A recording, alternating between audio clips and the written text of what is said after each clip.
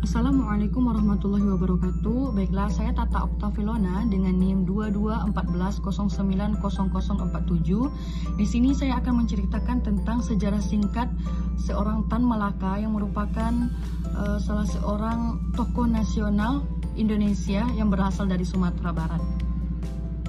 Tan Malaka merupakan pahlawan revolusioner paling berpengaruh dalam sejarah Indonesia.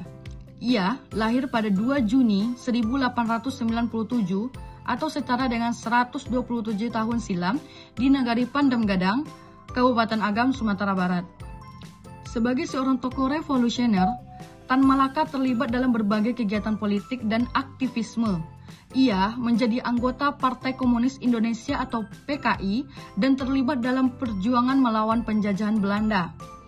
Dalam perjuangannya, Tan Malaka menjumpai halangan dan rintangan, mulai dari penangkapan dan pembuangan di Kupang, pengusiran dari negara Indonesia, seringnya konflik dengan Partai Komunis Indonesia, hingga pernah diduga kuat sebagai dalang di balik penculikan Sultan Syahrir pada bulan Juni 1946. Pada 7 November 1948, Tan Malaka membentuk Partai Musyawarah Rakyat Banyak atau Murba.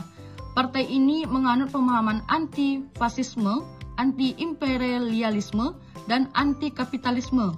Setelahnya, Tan Malaka membentuk pasukan gerilya pembela proklamasi guna melawan Belanda, tetapi tak mendapat dukungan dari TNI.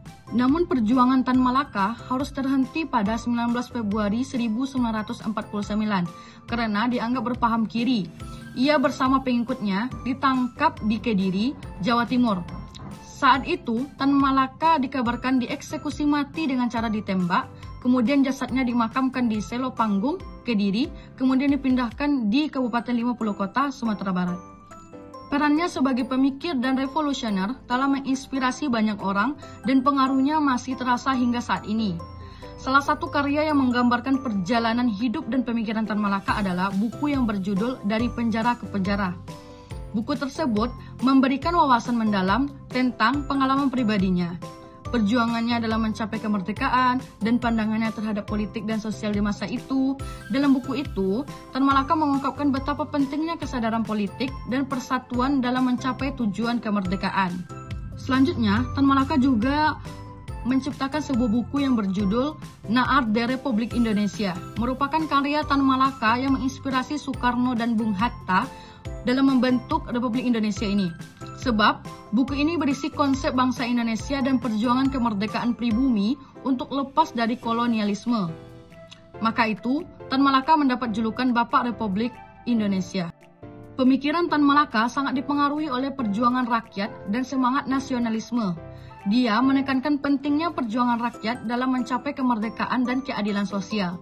Pemikiran dan ide-idenya tentang demokrasi sosial dan anti-imperialisme sangat dihormati oleh tokoh-tokoh seperti Soekarno dan Muhammad Hatta. Tan Malaka juga mendapatkan gelar pahlawan nasional berdasarkan keputusan Presiden RI nomor 53 yang ditandatangani pada 28 Maret 1963. Namun, diberitakan pada 10 September 2009. Nama Tan Malaka sebagai pahlawan nasional kurang dikenal karena kebijakan rezim Orde Baru yang dianggap sebagai antek komunis. Oleh sebab itu, Tan Malaka kurang dikenal oleh masyarakat Indonesia karena dalam pembelajaran di sekolah, SD, SMP, SMA, Tan Malaka ini tidak begitu dikatakan sebagai pahlawan nasional karena ada beberapa kebijakan yang mengatakan bahwasanya beliau bukan termasuk pahlawan nasional Indonesia. Tetapi pada saat sekarang beliau sudah termasuk kepada pahlawan nasional yang memperjuangkan Indonesia pada masanya. Baik, itulah penyampaian tentang sejarah singkat Tan Malaka dalam